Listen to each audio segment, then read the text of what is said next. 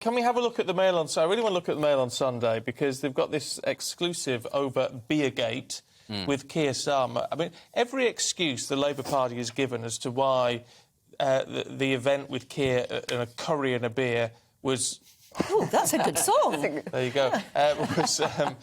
Was not breaking the rules. Has been blown out the water, hasn't it? Yeah, it's incredibly embarrassing for the Labour Party, especially, I suppose, given that for a very long time Lisa Nandy was sort of going around senior members of the Labour Party saying we might want to downplay this a little bit because it might come back to bite us, the way that we're pushing Partygate so much, and lo and behold, it has really come back to bite them. I mean, I suppose...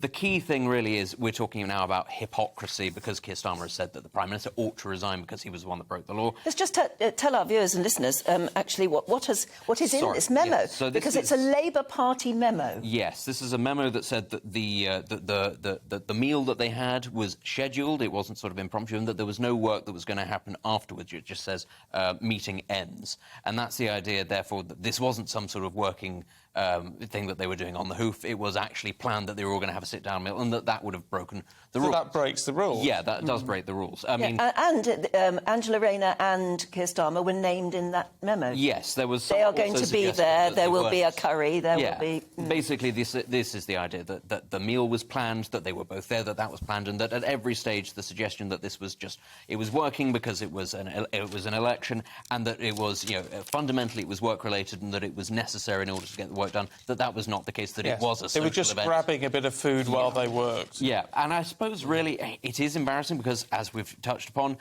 Keir Starmer has been very consistent saying that the Prime Minister, if he's broken his own rules, he should resign. But I would say that the one thing that's probably the saving grace for Keir Starmer right now is it's entirely set up as the fact that the Prime Minister is the one that set the rules in place and lied and didn't resign. So for as long as that remains the case, as much as it doesn't do him any favours and nobody thinks any better of him, Keir Starmer will be able to sort of grimly hang on and say, well, the Prime Minister he supported those moves in the House of Commons. He did, but he didn't actually put them in place. And that would be the case. If you're going to attack a government over hypocrisy and lies, then you need to be squeaky clean about yourself, and clearly Keir Starmer is struggling about that. I mean, this is the issue, though, isn't it? Because a lot of people, a lot of our viewers particularly, were saying the Prime Minister should not resign over Partygate.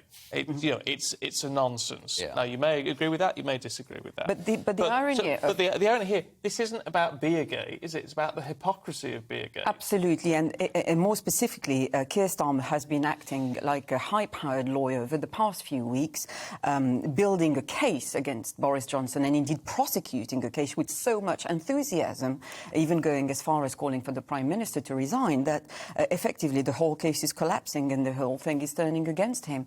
And there are even voices in his own party, including Diana, but apparently, who's already calling for him to resign.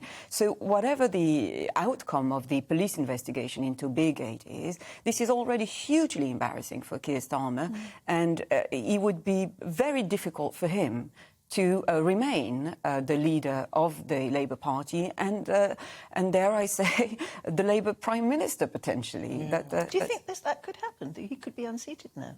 I mean, it'd be difficult because the deputy is also on this. Well, that's the key thing, is that the person that people like Diane Abbott would really quite like to replace him with is also banged to rights if that were to be found to be the case. Ultimately, look, I'm of the opinion that the Prime Minister ought to resign and that Keir Starmer, if he's found guilty, should probably do it as well.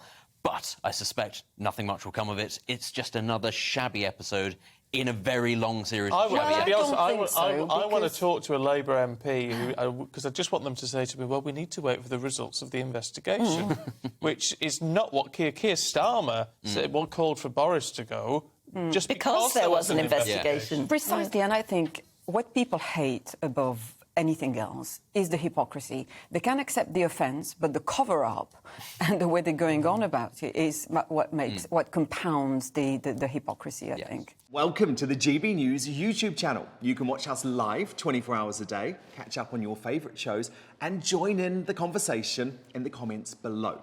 Don't forget to subscribe and you'll never miss any of our exclusive content.